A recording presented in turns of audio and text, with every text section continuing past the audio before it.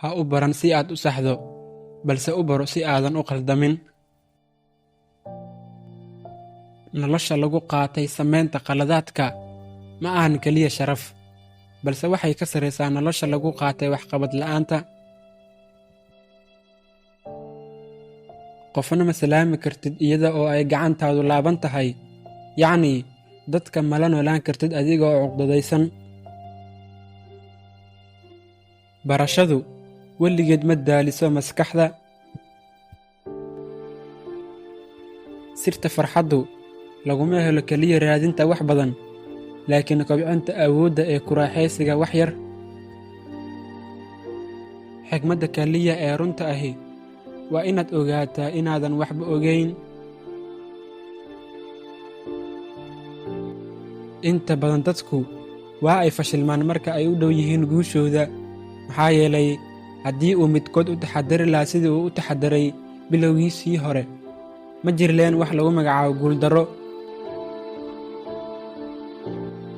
Waxaad noqon doontaa maxbuuskooda haddii aad ka fikirto waxay dadku kaa aaminsan yihiin. Safarka ahi kumanaan mayl waxa uu ku bilowdaa hal tallaabo. Wakhtigu waa shay la abuuray. Haddii aad tidhaahdo wakhti ma haysto, waxay la micno tahay inaadan doonaynin.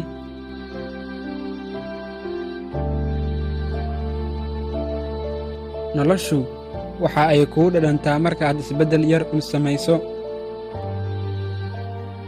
Wakhtigu waa uu u dheeraan doonaa qofkii ka faa'iidaysto, wuuna u gaaban doonaa qofkii aan ka faa'iidaysan. Ma jiro wax la necab yahay ama la jecel yahay ilaa laga ogaado waxa ay yihiin. Dhimashadu ma aha khasaaraha ugu weyn ee nolosha, balse qofka oo dhinta isaga oo nool ayaa ah khasaaraha ugu weyn ee nolosha. Inta badan dadku waa ay ogeen qiimaha wakhtiga, balse waxaa jira dad aan ogeyn ciqaabta wakhtiga. Ma awoodid inaad go'aansato wakhtiga iyo sidaad u dhiman lahayd, balse waxaad awooddaa inaad go'aansato sidaad hadda u noolaan lahayd. Aamusnow ama ka dhig hadalkaaga mid ka qiimo badan aamusnaantaada. Waxaynu leenahay 2 dhago iyo 1 carab, si aan in badan u dhegaysano in yarna aan u hadalno. Si joogto ah wax u baro inta aad nooshahay. Ha sugin hana aaminin in gabowga keligiis la yimaado xigmadda. Wax kastoo qiimo leh maysan ku imaan si kadis ah. Wax kastoo la ikhtiraacana maysan ku imaan si kadis ah, ee waxay ku yimaadeen shaqo.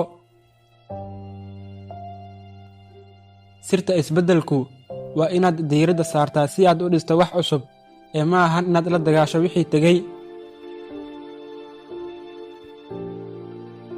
Haddii aad raayiso dhammaystirnaan, weligaa ma qanci doontid. Qof walba waxa uu isku dayaa inuu adduunka wax ka beddelo, balse ma jiro qof isku daya inuu noloshiisa wax ka beddelo. Waa ay fiican tahay inaad samayso wanaag, kuna samayso hab uusan qofna ogeyn. Keliya waa doonitaankii Alle. Waa uu ku badbaadin karaa adigoo dagaal ku jira, waa uuna ku dili karaa adigoo hurda. Ha nasan guushaada koowaad kadib, maxaa yeelay haddii aad mar labaad guuldarraysato, waxaa jiri doona dad badan oo kugu dhihi doona guushaada koowaad nasiib un ayay ahayd. Kalsoonida iyo hawlkarnimadu waa dawada ugu muhiimsan ee lagu daweeyo guuldarrada. Kalsoonida naftu waxay ka timaadaa fulinta ballanqaadyadii aad naftaada ka qaaday.